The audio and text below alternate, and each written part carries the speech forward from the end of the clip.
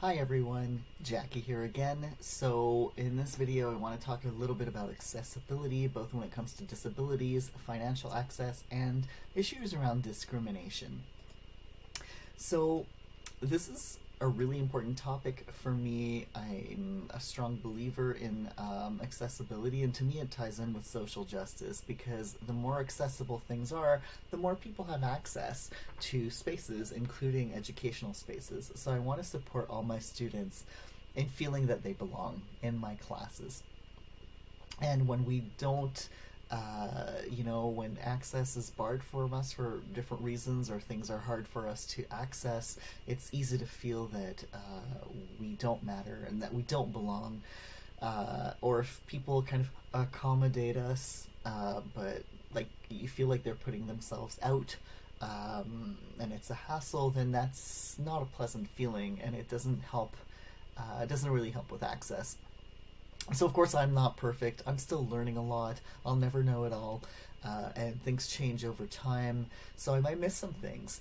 I'm still learning. So if there's something that I can do better to support your learning, it doesn't matter if you don't have like some kind of diagnosis or anything like that. Just if there's something that you feel I'm doing if there's something that I'm doing that you feel is a barrier to your learning, please let me know. I know it takes a lot of courage to approach a teacher, and say, this is making it hard for me.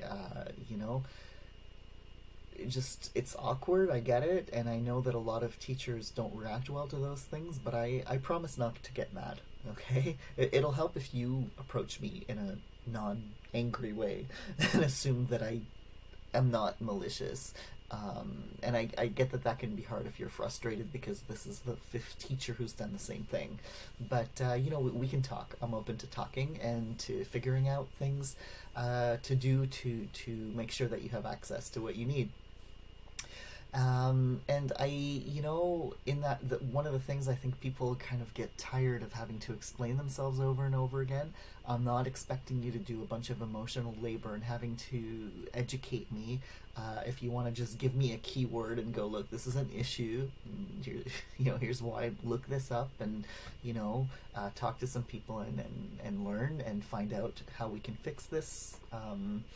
And same thing for, if I say some stuff that's problematic. Again, we're dealing with very highly sensitive things here around, again, disabilities, poverty, discrimination around, age, gender, race, things like that.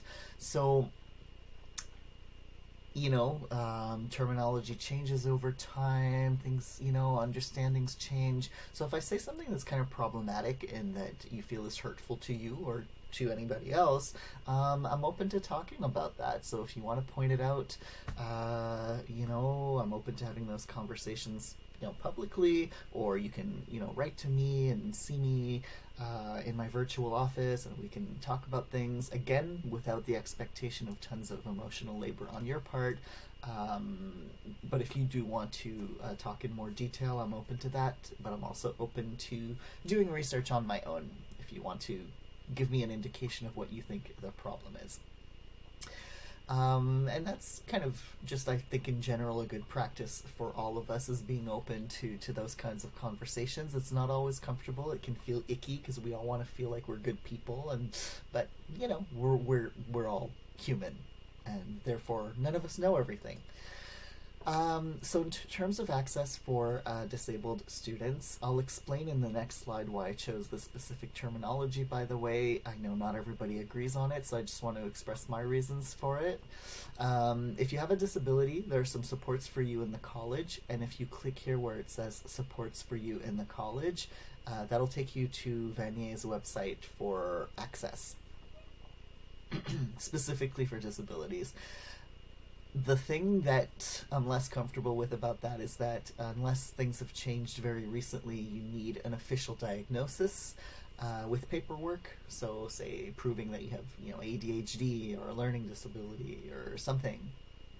And so that's, so it's, if you do have that paperwork, then it can really be worth it. I've met a lot of students who have these diagnoses and who don't get these services, and I get it. There's, we want to kind of prove that we can do it, But there's no shame in getting these supports, because honestly, it's kind of like, if you see it as an access need, it's like when we think about people who use wheelchairs, um, having a ramp so that they can even get into the building to start with is not a favor, it's justice. It's just plain justice. So to kind of, if we want everybody to have, if we want a level playing field, that means that some folks need something to, we need to even that playing field, in other words. And these supports help even that playing field. They're not special services, they're not catering to snowflakes, okay? It's just social justice. So please, just do yourself a favor and avoid, years and years of frustration and eventually possibly burnout. And I speak from experience here. For my part, again, people fall through the cracks here if you haven't had even access to getting the diagnosis. Sometimes it can be expensive, it can be a very long, stressful process. Maybe you're just in the beginning of figuring things out, because maybe it's something that wasn't talked about in your family. That happens, particularly with neurodiversity related disabilities like autism and ADHD, or sometimes just families are not aware and they just think you're kind of weird, or they'll label you somehow, but they so if you're kind of at you're only just starting to question this, and you think it affects you, you can talk to me and tell me what areas you need support in. I'll do my best to provide it, even if you can't get services through access and you don't have that official diagnosis. Just a quick note on why I use the term disabled. I've been influenced by disability activists who advocate the social model of disabilities, and what that means is that reframing, instead of kind of focusing on the disability as if it was something wrong with the person, looking at how our society effectively disables people, right? So again, if you're a wheelchair user, if society agrees to just make sure all buildings have ramps and elevators, then that won't be a barrier to you. It doesn't mean your life is going to be super easy, but because there's still some challenges, but it means you're going to have access to the spaces in which people work and live and play, just like everybody else. And so that applies across the board to a lot of things. So if our society and our institutions were structured differently, then many more people would have full access and be less disabled. So that's kind of the point of view I'm coming from. And also wrapped up in this too is that not all disabilities are visible, right? So we can't just look at somebody and assume things about them. So all that said, I respect other people's choice of terminology for themselves. So if you identify as a person with disabilities, that's perfectly fine, and I respect that. But I just wanted to say why I used the term that I used, and it's something that I identify with. So for example, I do have access needs as well, so it's not just students who deal with these things. Your teachers are humans too, and some of us are disabled in some ways. So I'm autistic, and I put that under the umbrella of neurodivergence. And sometimes how that manifests for me is that I might have to set some boundaries that have to do with my own access to my own work. So for example, it won't come up as much in an asynchronous online format like we have right now, because a lot of the sensory issues that affect me have to do with being in a space. So when a bunch of people are talking, so I know sometimes at the end of a class, right, all the students kind of converge on the teacher, or 5 or 6 of you show up and you all have questions, and when multiple people are talking at the same time, my brain just goes because I hear all the conversations and my brain can't filter them. So in that context, you might see me get very frustrated and flustered and go, ah! Right? So I set boundaries around that. Or people who've had classes with me before might remember that I have my routine. I like to show up 10 or 15 minutes early, lay out all my stuff, organize all, my pens and my papers in the order that I'm going to use them, and log into the system, and open up all the documents and turn on the projector and turn on a song, and then I'm ready to talk and answer your questions. But if you try to ask me a question before that, I'm going to be looking at you like and because it's stressful for me to, like, it's just something that I can't really process very well, the anxiety of not having all my stuff ready when class is supposed to start. It's a quirk, but it does have to do a lot with my sensory issues and a lot of the things that happen in my system. My choice of asynchronous format instead of a synchronous one is also an access issue, and has very much to do with my mental health and my physical health at this time. So, I'm transparent about that in the hopes that if there's a need that you have, you'll feel comfortable addressing it with me, knowing that at some level I can kind of relate a little bit to this idea that sometimes you just need things to be a certain way to have proper access. The other thing I wanted to talk about with regards to accessibility is financial access. So, CEGEP is free in theory, but it isn't really free, even though there's no tuition, there's registration fees, expenses for books. Before COVID, maybe you had, expenses related to travel, and now you've had to upgrade your tech to access everything online. So, and if you're in a situation where you don't have a lot of disposable income, maybe you're self-supporting because your parents can't afford to help you, maybe you have a kid of your own or more than one, you're supporting your parents and your siblings, it can be really hard to keep up, So there are some programs at Vanier that can help you. So if you click here where it says check out these programs, it'll take you to the Financial Aid Office's website. And on that website, you'll see information about emergency loans, about support with filling out applications for the provincial loans and bursaries. They also do book loans. So if you are having trouble paying for your textbooks, or you have to choose between food and textbooks, buy the food and use the book loan program.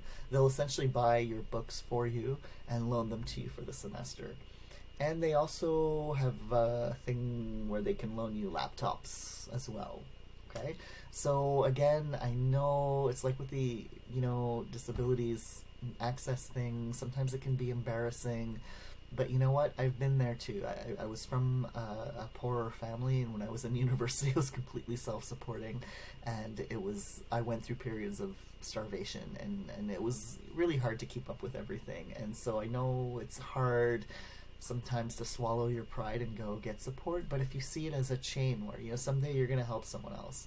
People helped me financially, and now when I can, I help other people. I donate, I give to the fund that is for students in need, because it's something that is very important to me. So when they do fundraising at the college for these funds to help students in financial difficulty, I always give, and someday you'll be in a position to do that too. So if you see it like that, maybe it's a little bit less embarrassing. And also see it as like as with all access, we're all gifts, we're all important, and so when we get help for ourselves, we're helping the world, because whatever strengths we manage to refine and build and give back to the world are supported by us getting these kinds of support. I know, it sounds really cheesy, but it's really true. The last thing I wanted to deal with, and I put it in with access because honestly I think that if you're in any situation where you're dealing with some kind of discrimination, whether it be based on race, ability, gender, sexual orientation, language, age, migrant status, or all kinds of other things, that can be really taxing on your emotional and physical health, right? It's draining to have to deal with that stuff. I mean, when I have students who show up to class and if they share that they've been like racially profiled by security at some store when all they wanted was to buy a pack of gum, I can see how that things like that would be a barrier to access in a way, because you're having to deal with all of this, and that's on your mind, and there's the anxiety spikes that come with all these incidents that happen in our lives that are discriminatory and that could be dangerous. Sometimes we never know if they can be dangerous or not. So there, if you click where it says resources at Vanier, there's different kinds of supports in place. Some of them are specific to specific groups. So for example, there's some resources for queer and trans students. There are resources for Indigenous students. And again, there's this different resources for like mental health, physical health, things like that. There are academic supports for people whose first language is not English, different kinds of things like that. So and feel free to approach me if you'd like recommendations for specific resources or help accessing them. Sometimes I know students are shy to kind of call up, or student services or whatnot to request an appointment, but I can kind of support you through that. I'm happy to do that because, again, I've been there, and I know it can be really hard to pick up that phone or send that email. So I'm happy to support you getting the support that you need so that you can help all of us by being present and contributing to the world and our community. So that's it. Just send me a mail if you have any questions about any of this.